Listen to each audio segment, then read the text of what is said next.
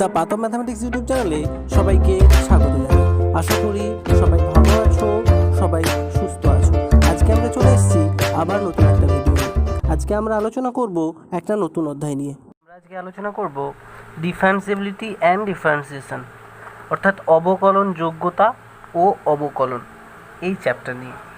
তো এই অবকলন যোগ্যতা ও অবকলন আমরা কিন্তু এর প্রাথমিক ধারণা ক্লাস 11-এই পড়ে নিয়েছি।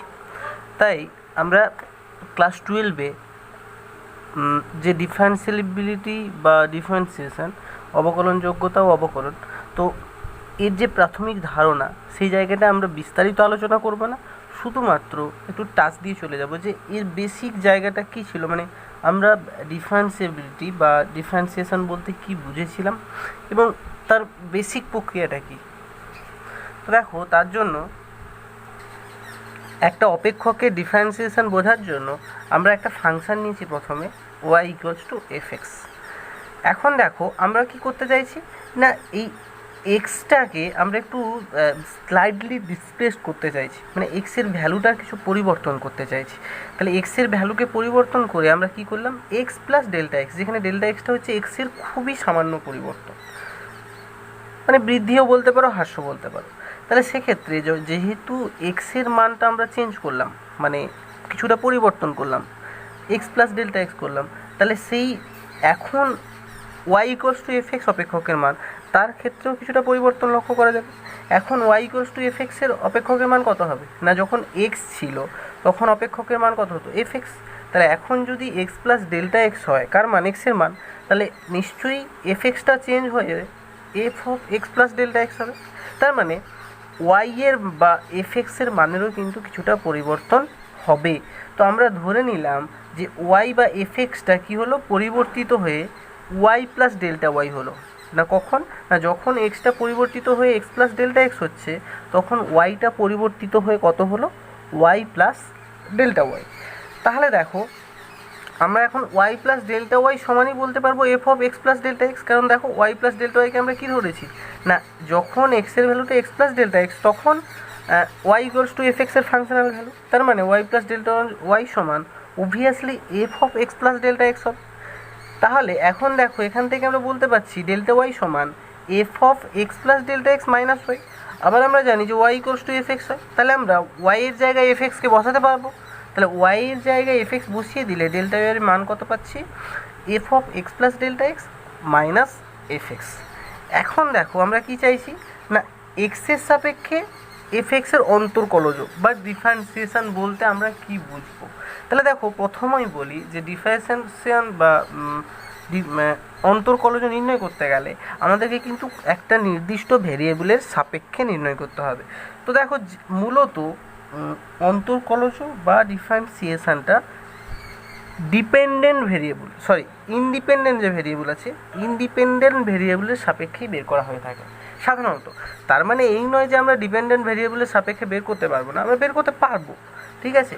তো মূলত মানে প্রাথমিক জায়গায় বা প্রাথমিক ধারণাতে আমাদেরকে মনে রাখতে হবে যে আমরা মেনলি যেটা, মানে ডিফারেন্সিয়েশনের যে মেন জায়গা বা মূলত ডিফারেন্সিয়েশন বা অন্তর্কলজ বলতে বোঝায় যেটা, সেটা হচ্ছে কি না, y = fx একটা অপেক্ষক যদি হয়, ওই অপেক্ষকের একটা ভেরিয়েবল, দুটো ভেরিয়েবল আছে y আর x, তাহলে এই দুটো ভেরিয়েবলের মধ্যে একটা ভেরিয়েবলের সাপেক্ষেই কিন্তু আমরা ডিফারেন্সিয়েশন করতে পারবো, এবং সেই ভেরিয়েবলটা অবশ্যই কিন্তু ইন্ডিপেন্ডেন্ট ভেরিয়েবল হবে।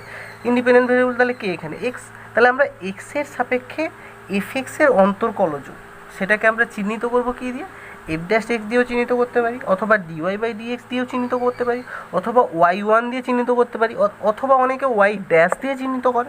তো মানে ডেরিভেটিভ বা অন্তর্কলজটাকে চিহ্নিত করার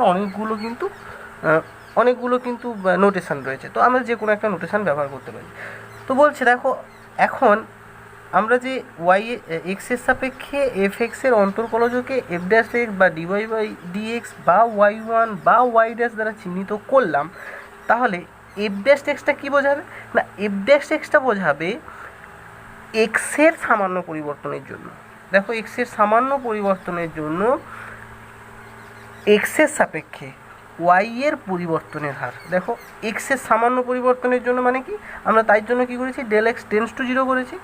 আর ওয়াই এর পরিবর্তনের হার কার সাপেক্ষে, এক্সের সাপেক্ষে। তার মানে এক্সের সামান্য পরিবর্তনের জন্য এক্সের সাপেক্ষে ওয়াই এর পরিবর্তনের হার, সেটাকেই আমরা বলছি কি y equals to f x অপেক্ষকের এক্সের সাপেক্ষে অন্তর্কলজ। তাকে আমরা তাহলে কি দেখো, del x tends to zero, মানে আমরা কি করেছি না এক্সের খুবই সামান্য পরিবর্তন করেছি, তার জন্য ডেল্টা ওয়াই বাই ডেল্টা এক্সের লিমিট, মানে ওয়াই এর পরিবর্তন এক্সের সাপেক্ষে। তাহলে ওয়াই এর পরিবর্তন এক্সের সাপেক্ষে কার জন্য না ডেল এক্সের খুবই সামান্য পরিবর্তনের জন্য, সেটাকেই আমরা বলছি এফ এক্স। এখন দেখো এই ডেল্টা ওয়াইয়ের জায়গায় আমরা ভ্যালু বসাতে পারবো। তাহলে এখন আমরা ডেল্টা ওয়াইয়ের জায়গায় ভ্যালু বসালাম, তাহলে ডেল্টা ওয়াইয়ের জায়গায় বসালাম F of x plus delta x minus f x. এখন দেখো আমরা যদি ডেল্টা এক্স সমান এইচ ধরে নিই, তাহলে ধরে নিলে কী পাবো, এফ ড্যাশ এক্স সমান পাবো limit h tends to zero f of x plus h minus f x by h. তো এটাকেই বলছে basic formula for any general function. মানে কি না এটা হচ্ছে বেসিক ফর্মুলা যে কোনো ধরনের সাধারণ অপেক্ষক, মানে ইন জেনারেল যে অপেক্ষকগুলো, যেমন y equals to sine x, y equals to 2x plus 3, কিংবা যে কোনো ধরনের একটা অপেক্ষক, জেনারেল অপেক্ষকের কিন্তু ডেরিভেটিভ নির্ণয়ের জন্য আমরা এই সূত্রটা কিন্তু এই সূত্রটাকে কাজে লাগাবো। ঠিক আছে, তাহলে এটাকে আমরা বলছি basic formula for any general function. এখন দেখো আমরা যদি একটা ফাংশনের একটা নির্দিষ্ট বিন্দুতে, একটা ফাংশনের যদি একটা নির্দিষ্ট বিন্দুতে অন্তর্কলজ নির্ণয় করতে চাই, তাহলে সেটা তার জন্য আমরা কি করব না, দেখো এই সূত্র থেকেও কিন্তু আমরা একটা অপেক্ষকের একটা নির্দিষ্ট বিন্দুতে অন্তর্কলজ নির্ণয় করতে পারবো। তাহলে তার আগে আমরা আবার বারবার করে বলছি যে এই সূত্রটা দিয়ে আমরা কিন্তু বেসিক জেনারেল ফাংশন যেগুলো হয়, মানে একটা পার্টিকুলার কোনো বিন্দু থাকবে না, ইন জেনারেলি একটা অপেক্ষকের অন্তর্কলজ কী হবে সেটা বের করার জন্য কিন্তু আমরা এই সূত্র প্রয়োগ করব। কিন্তু যখন একটা নির্দিষ্ট বিন্দুতে একটা অপেক্ষকের অন্তর্কলজ বের করতে দেওয়া থাকবে, তখন কিন্তু আমরা এই সূত্র থেকেও একটা সূত্র, মানে এই সূত্র থেকেও বের করতে পারবো। তার জন্য আমাদেরকে কী করতে হবে না, এক্সের জায়গায় এক্স জিরো, মানে যে বিন্দুতে আমরা বের করবো, ধরো আমি এক্স ইকুয়ালস টু এ বিন্দুতে বের করবো, তাহলে এক্সের জায়গায় এ বসাতে হবে। যদি আমরা x equals to x zero বিন্দুতে বের করি, তাহলে এক্সের জায়গায় এক্স জিরো বসাতে হবে। দেখো কীরকম না, এখন একটা নির্দিষ্ট বিন্দু এক্স ইকুয়ালস টু এক্স জিরোতে y equals to f x অপেক্ষকের অন্তর্কলজ যদি বের করতে চাই, তাকে আমরা ডিনোট করবো কী দিয়ে, এফ ড্যাশ এক্স জিরো বা dy by dx at the point x equals to x zero বা y one at the point x equals to x zero, যেভাবেই তুমি ডিনোট করো। তো আমরা এফ ড্যাশ এক্স জিরো দিয়ে ডিনোট করলাম, তাহলে এটা সমান হবে, দেখো আমরা কি বলেছি না সমস্ত এক্সগুলোর জায়গায় আমরা যদি এক্স জিরো বসিয়ে দিই, তাহলে ওই এক্স জিরো পয়েন্টে এফ এক্স অপেক্ষকের অন্তর্কলজ বেরিয়ে যাবে। তার মানে আমরা দেখো কী করবো, সমস্ত এক্সের জায়গায় এক্স জিরো বসাবো। তার মানে আমরা পাবো এফ ড্যাশ এক্স জিরো সমান limit h tends to zero f of x zero plus h minus f of x zero by h. তো আশা করি তোমরা সবাই বুঝতে পেরেছো। আর এটাই ছিল অন্তর্কলজ বা ডিফারেন্সিয়েশানের একদমই প্রাথমিক ধারণা বা বেসিক ধারণা, যেটা আমরা কিন্তু ক্লাস 11-এ শিখেছিলাম। এছাড়া এখন আমরা দেখব যে একটা অপেক্ষকের একটা নির্দিষ্ট বিন্দুতে অন্তর্কলজ নির্ণয় করার জন্য আরও একটা সূত্র রয়েছে, যাকে আমরা বলছি বিকল্প সূত্র। এই সূত্রটা কিভাবে এলো বা এই সূত্রটা আমরা কিভাবে পেলাম, ঠিক একই রকমভাবে একই ধারণা থেকেই কিন্তু সূত্রটা এসছে। জাস্ট আমরা একবার দেখে নেব। দেখো না আমরা ধরে নিলাম কি x equals to x zero বিন্দুতে y equals to f x অপেক্ষকের অন্তর্কলজ নির্ণয় করতে চাইছি। তাহলে দেখো এখানে স্পষ্টত এক্সের পরিবর্তন কি না, আগে এক্সের একটা জেনারেল ভ্যালু ছিল, তো সেখান থেকে আমরা এক্সের ভ্যালু কত বসাচ্ছি, এক্স জিরো। তাহলে এক্সের একটা পরিবর্তন হচ্ছে, এক্সের পরিবর্তনটা কত, এক্স মাইনাস এক্স জিরো, বা তুমি এক্স জিরো মাইনাস এক্স করতে পারো, অসুবিধা নেই, কোনো অসুবিধা নেই। তাহলে এক্স মাইনাস এক্স জিরোটা এখানে এক্সের পরিবর্তন, আর এক্সের পরিবর্তনকে আমরা কী দিয়ে চিহ্নিত করি, ডেল্টা এক্স দিয়ে। তাহলে অবভিয়াসলি এখানে ডেল্টা এক্স সমান কী হবে, এক্স মাইনাস এক্স জিরো। আবার দেখো যদি delta x tends to zero হয়, তাহলে delta x tends to zero হলে obviously x minus x zero tends to zero. তাহলে x minus x zero tends to যদি জিরো হয়, তাহলে অবশ্যই এক্স টেন্স টু কী হবে, এক্স জিরো। এখন দেখো ওয়াই ইকুয়ালস টু এফ এক্সেরও পরিবর্তন হবে, যখন আমরা এক্সের পরিবর্তন করছি, মানে এক্সের পরিবর্তন হচ্ছে কত, এক্স মাইনাস এক্স জিরো বা ডেল্টা এক্সের মান হচ্ছে এক্স মাইনাস এক্স জিরো, তখন ওয়াই এরও কিছুটা পরিবর্তন হবে এক্সের পরিবর্তনের জন্য। তো আমরা মানে ধরে নিচ্ছি ওই ওয়াই এর পরিবর্তনটা হচ্ছে কত, ডেল্টা ওয়াই। তাহলে ওই ডেল্টা ওয়াই এর মান কত হবে, না আগে ফাংশনাল ভ্যালু কত ছিল, এক্সের জন্য ফাংশনাল ভ্যালু ছিল এফ অফ এক্স, আর এখন দেখো এক্সের পরিবর্তনের পর এক্সের ভ্যালু কত হলো, এক্স জিরো হলো। তাহলে এক্স জিরোতে এফ এক্সের ফাংশনাল ভ্যালু কত, এফ অফ এক্স জিরো। তাহলে এই দুটো ডিফারেন্সই হচ্ছে ওয়াই এর পরিবর্তন বা এফ এক্স অপেক্ষকের পরিবর্তন। তার মানে ডেল্টা ওয়াই সমান আমরা বলতে পারি f of x minus f of x zero. তাহলে এখন দেখো এক্সের সাপেক্ষে y equals to f x অপেক্ষকের অন্তর্কলজ, তাকে আমরা অবশ্যই লিখতে পারবো কি, আমরা শিখেছিলাম যে f dash x zero sorry f dash x সমান, এটা এফ ড্যাশ এক্স জিরো হবে। তাহলে এফ ড্যাশ এক্স জিরো সমান হবে কি হবে না limit delta x tends to zero delta y by delta x. আমরা বলেইছিলাম যে এক্সের সামান্য পরিবর্তনের জন্য এক্সের সাপেক্ষে ওয়াই এর পরিবর্তনের হার, এক্সের সাপেক্ষে ওয়াই এর পরিবর্তনের হার, সেটাকেই আমরা বলছি কি এফ এক্স অপেক্ষকের অন্তর্কলজ। তো দেখো আমরা একটা পয়েন্টে অন্তর্কলজ তাকে আমরা ডিনোট করেছিলাম এফ অফ এক্স জিরো, তাহলে সেটা সমানও হবে এক্সের সামান্য পরিবর্তনের জন্য এক্সের সাপেক্ষে ওয়াই এর পরিবর্তনের হার, তার মানে limit delta x tends to zero delta y by delta x. তাহলে এখন ডেল্টা ওয়াই এর মান বসিয়ে দাও f x minus f x zero, আর ডেল্টা ওয়াই এর মান বসালে আমরা পাচ্ছি কি f of x minus f of x zero, আর ডেল্টা এক্স এর মান বসালে পাবো এক্স মাইনাস এক্স জিরো। আর দেখো যেহেতু ডেল্টা এক্স টেন্ডস টু জিরোর জন্য x tends to x zero, তার মানে আমরা ডেল্টা এক্স টেন্ডস টু জিরোর জায়গায় x tends to x zero বসাতে পারি। তাহলে এখন দেখো একটা সূত্র পেলাম যে এফ ড্যাশ এক্স জিরো মানে x equals to x zero পয়েন্টে y equals to f x অপেক্ষকের অন্তর্কলজ এফ ড্যাশ এক্স জিরো, সেটা সমান হবে limit x tends to x zero f of x minus f of x zero by x minus x zero. তাহলে এটাকেই আমরা বলছি কিন্তু একটা নির্দিষ্ট পয়েন্টে একটা অপেক্ষকের অন্তর্কলজ নির্ণয়ের বিকল্প সূত্র। এখন আমরা জানবো একটা অপেক্ষকের একটা নির্দিষ্ট বিন্দুতে অন্তর্কলজের জ্যামিতিক তাৎপর্য বা জ্যামিতিক ব্যাখ্যা, জিওমেট্রিক্যাল রিপ্রেজেন্টেশন। তার মানে geometrical interpretation or representation of derivative of A function at a point. এখন দেখো আমি একদমই সিম্পলভাবে বলে দিচ্ছি, যেটা বোঝাচ্ছে বইতে লেখা আছে, তোমরা পড়বে পুরোটা। দেখো এফ ড্যাশ এক্স জিরো বা dy dx at the point x equals to x zero, এটা বলতে বোঝায় y equals to f x যে বক্র রয়েছে, আমরা এটাকে ধরছি y equals to f x বক্র। তাহলে এই y equals to f x যে অপেক্ষকের গ্রাফ, তাহলে y equals to f x অপেক্ষকের গ্রাফের ওপর x equals to x zero যে বিন্দু রয়েছে, বা আমরা ওকে বলতে পারি P x zero comma y zero, তার মানে x equals to x zero বিন্দু কী বিন্দু, এখানে পি বিন্দু হচ্ছে। তার মানে y equals to f x বক্রের ওপর পি বিন্দুতে আমরা যদি স্পর্শক অঙ্কন করি, তাহলে ওই স্পর্শকের প্রবণতা, ওই স্পর্শকের প্রবণতাই হচ্ছে ওই অপেক্ষকের x equals to x zero বিন্দু বা পি বিন্দুতে অন্তর্কলজের মানের সঙ্গে সমান। অর্থাৎ দেখো এফ ড্যাশ এক্স জিরো বা dy dx at the point x equals to x zero বা y one at the point x equals to x zero বা y dash at the point x equals to x zero, তুমি যাই বলো না কেন ওটার দ্বারা মূলত কী বোঝায়, একটা প্রবণতাকে বোঝায়। কার প্রবণতা কার হয়, একটা সরল রেখার হয়। তাহলে কী ধরনের সরল রেখা না একটা স্পর্শকের প্রবণতা, মানে যে সরল রেখাটার প্রবণতা সেটা কিন্তু একটা স্পর্শক। তো স্পর্শক তো একটা বক্ররেখার উপর হতে হয় বা একটা গ্রাফের উপর হতে হয়, তাহলে স্পর্শকটা কার উপর না y equals to f x অপেক্ষকের, y equals to f x অপেক্ষকের x equals to x zero বিন্দু বা পি বিন্দুতে। দেখো y equals to f x অপেক্ষকের x equals to x zero বিন্দু বা পি বিন্দুতে অঙ্কিত স্পর্শকের প্রবণতা, এই প্রবণতাই হলো x equals to x zero পয়েন্টে y equals to f x অপেক্ষকের অন্তর্কলজের মানের সঙ্গে সমান, বা এফ এক্স অপেক্ষকের অন্তর্কলজ at the point x equals to x zero.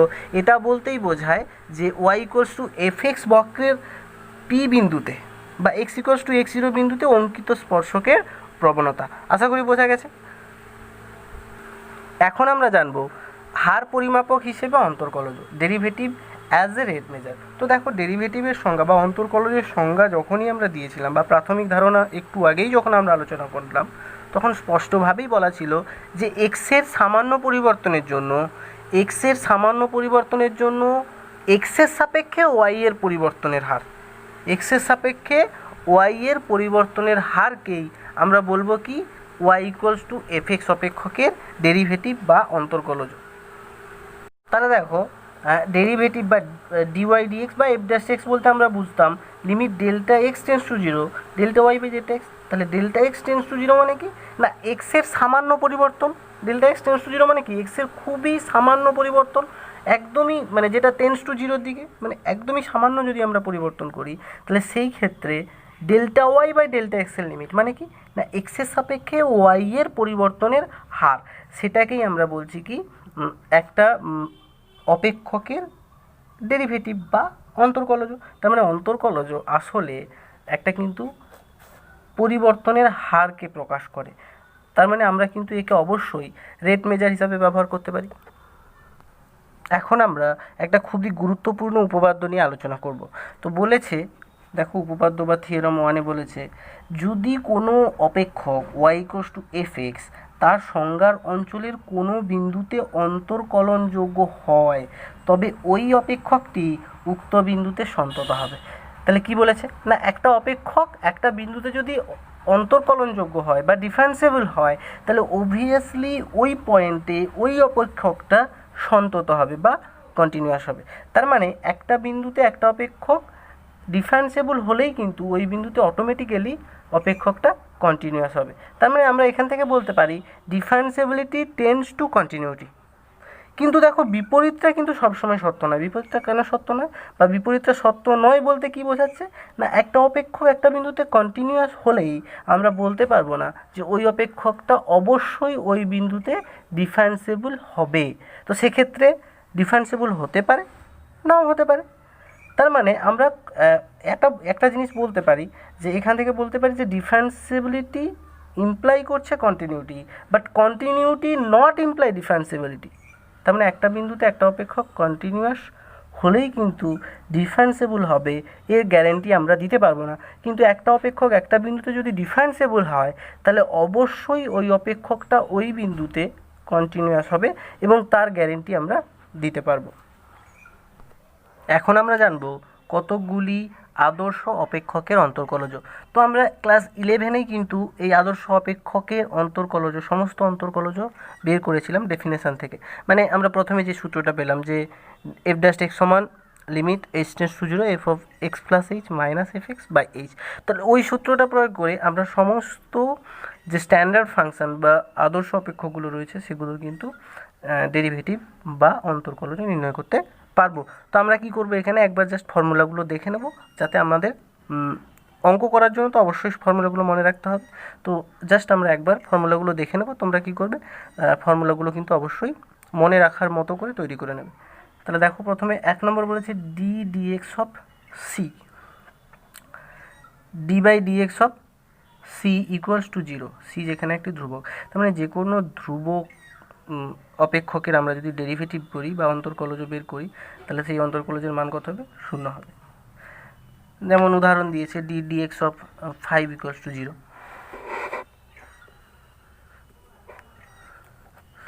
এবার দেখো 2 নম্বর বলেছে d by dx of x to the power n সেটা সমান হবে n into x to the power n minus 1, যেখানে এন একটি মূলত সংখ্যা। তো তোমরা যে স্ট্যান্ডার্ড ফর্মুলা রয়েছে মানে জেনারেল যে ফর্মুলাটা রয়েছে সেই ফর্মুলা বের করে ব্যবহার করে অবশ্যই তোমরা সুন্দরভাবে বের করতে পারবে। আমরা এটা ক্লাস 11-এ বিস্তারিত আলোচনা করেছিলাম। উদাহরণ দিয়েছে দেখো d dx of d by dx of x to the power 10 equals to 10 x to the power 9। 3 number বলেছে d by dx of e to the power m x, e to the power m x equals to হবে m e to the power m x, যেখানে এমটা অবশ্যই belongs to R. 4 number বলেছে d by dx of a to the power m x equals to m a to the power m x log a base e, যেখানে এটা obviously greater than 0 হতে হবে, কারণ এটা যদি গ্রেটার দেন 0 না হয় তাহলে সেক্ষেত্রে লগ এ বেসিটা ডিফাইন হবে না। তার মানে আমরা কিন্তু এই ডেরিভেটিভ বা অন্তর্কলজও তখন বের করতে পারবো না। আচ্ছা, আর এমটা বিলংস টু আর। 5 নম্বর বলেছে দেখো d by dx of log m x base e এটা সমান হবে 1/x।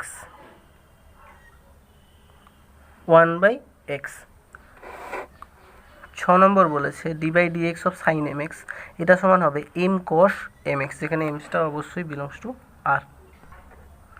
7 নম্বর বলেছে d by d x of cos m x, এটা সমান হবে minus m sine m x, যেখানে এমটা বিলংস টু আর।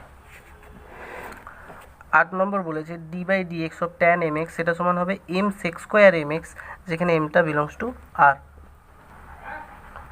9 নম্বর বলেছে d by d x of cosec m x, এটা সমান হবে minus m cosec m x into কট m x, যেখানে এমটা বিলংস টু আর। 10 নম্বর বলেছে d by d x of sec m x, এটা সমান হবে m sec m x into tan m x, যেখানে এমটা বিলংস টু আর।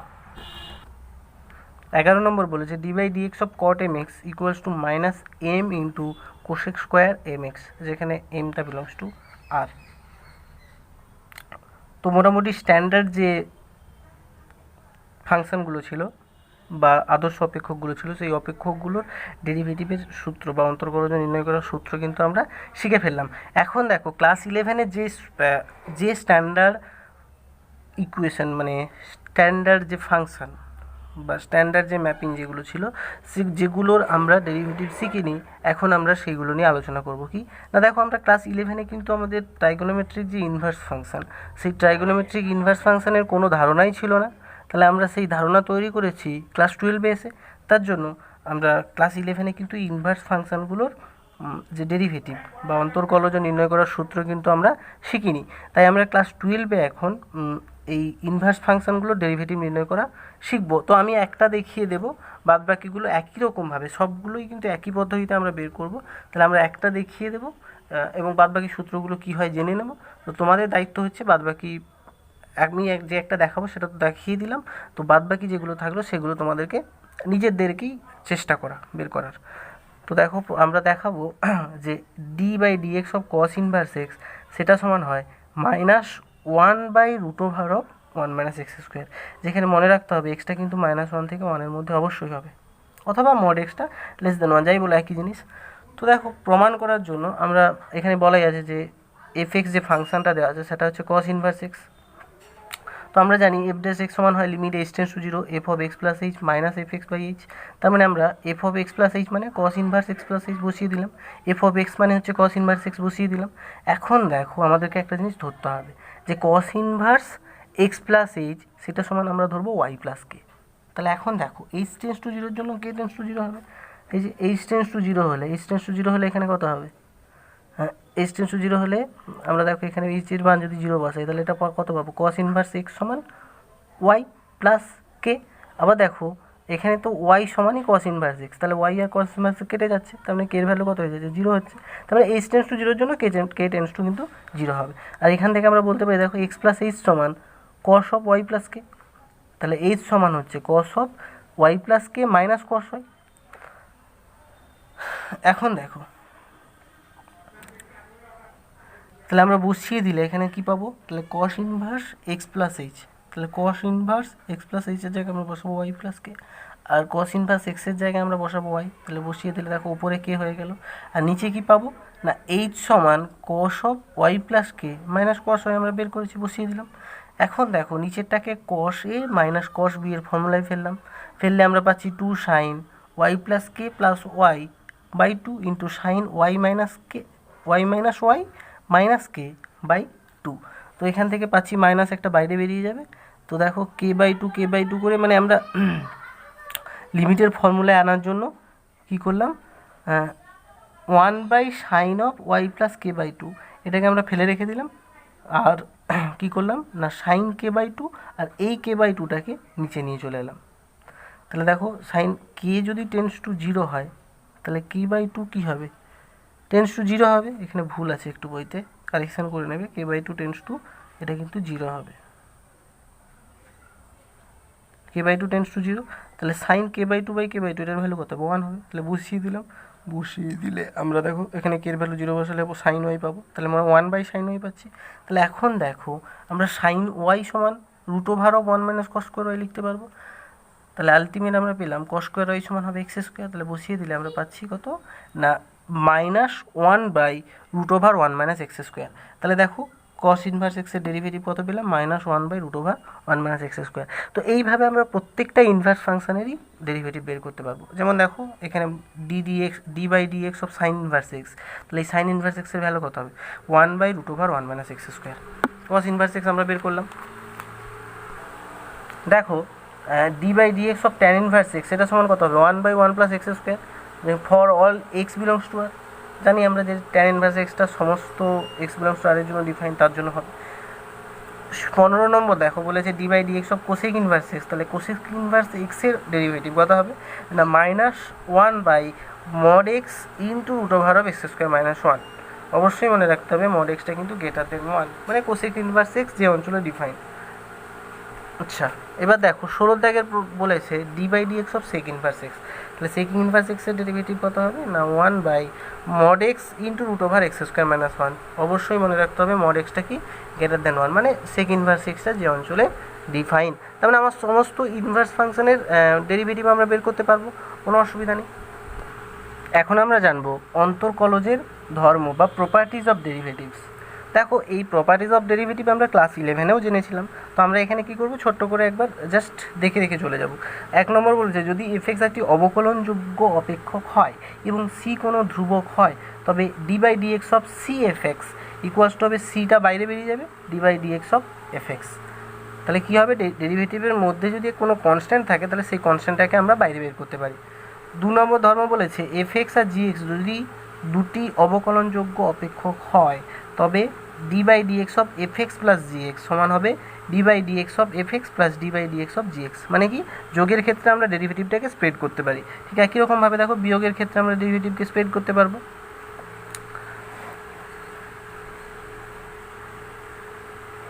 3 নম্বর বলেছে f(x, gx) যদি দুটি অবকলনযোগ্য অপেক্ষক হয়, তবে d/dx of f(x) into gx, মানে দুটো অপেক্ষকের গুণ থাকলে সেই গুণের ক্ষেত্রে ডেরিভেটিভ কীভাবে হবে সেটাও আমরা ক্লাস 11-এ শিখেছিলাম।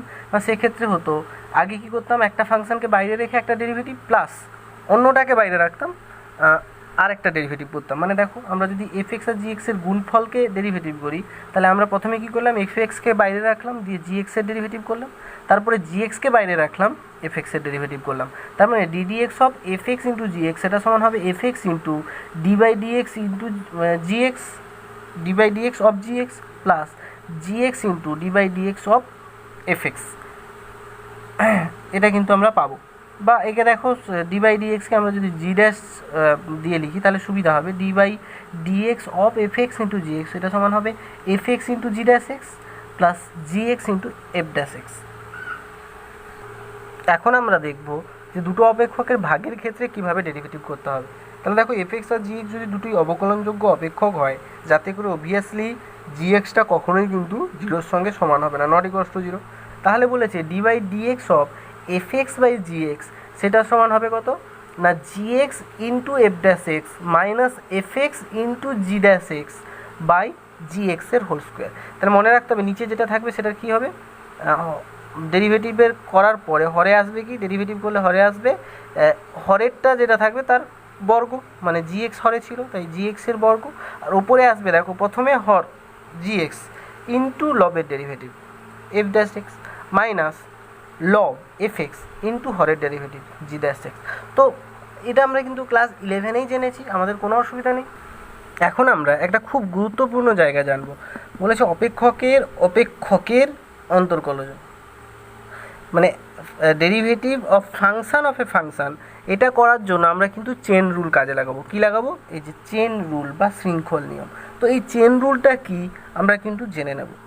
না দেখো এখানে আমরা ফাংশান নিয়েছি, বলছে u ইকুয়ালস টু 5x, এটা একটা অপেক্ষক নিয়েছি, আর y ইকুয়ালস টু fu এটা একটা অপেক্ষক নিয়েছি।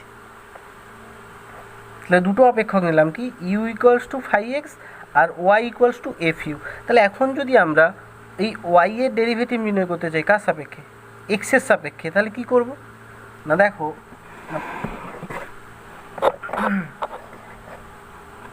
প্রথমে আমরা কি করব, দেখো dy বাই dx যদি বের করতে চাই তাহলে প্রথমে আমরা কি করব dy বাই du বের করব। মানে যে y ইকুয়ালস টু fu যে ফাংশনটা ধরেছিলাম, তো এই ফাংশনটাকে আমরা u এর সাপেক্ষেই ডেরিভেটিভ করব। তারপরে আমরা কি করব না ওই ইউটাকে দেখো ওই ইউটাকে এক্স এর সাপেক্ষে ডেরিভেটিভ করব, মানে ডিইউ বাই ডিএক্স বের করব। তার মানে ডিওয়াই বাই ডিএক্স সমান হবে dy by du into du by dx. আর এই নিয়মটাকেই আমরা বলছি চেন রুল বা শৃঙ্খল নিয়ম। তো এটা ভালো করে বোঝার জন্য আমরা একটা উদাহরণ দিয়ে বোঝাবো বা উদাহরণ দেখব। দেখো উদাহরণ বলেছে এখানে একটা, এই উদাহরণ নিলে সব থেকে ভালো বোঝা যায়। আমরা একটা ফাংশন নিলাম y equals to log of sine x base e. তাহলে এক্ষেত্রে যদি ডিওয়াই বাই ডিএক্স নির্ণয় করতে হয় তাহলে আমরা কি করব, প্রথমে এই যে সাইন এক্সটা লগ অফ সাইন এক্স এটাকে তুমি ইউ এর মতো ভাবো। তাহলে এখানে কি আসছে লগ অফ ইউ। তাহলে প্রথমে আমরা কি করব ডিওয়াই বাই ডিএক্স বের করার জন্য প্রথমে আমরা ডিওয়াই বাই ডিইউ বের করব, তারপরে ইউটাকে এক্সের সাপেক্ষে ডেরিভেটিভ করব, মানে ডিইউ বাই ডিএক্স বের করব। তাহলে ডিওয়াই বাই ডিইউ কত হবে না লগ ইউ ডেরিভেটিভ করলে ইউ এর সাপেক্ষে 1/u হবে। দেখো আমরা প্রথমে কি করলাম, এই যে আমরা এটাকে ধরে নিয়েছি u equals to sine x ধরেছি, তাহলে ডিওয়াই বাই ডিইউ সমান হবে 1/u। আচ্ছা ইউ মানে এখানে কাকে ধরেছি সাইন এক্স, তাহলে 1/sin x লিখতে পারবো, যাই হোক পরে লিখছি ওটা।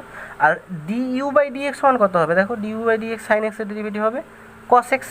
তার মানে আমরা এখন শৃঙ্খল নিয়ম প্রয়োগ করলে লিখতে পারবো কি, চেন রুল লাগালে ডিওয়াই বাই ডিএক্স সমান dy by du into du by dx.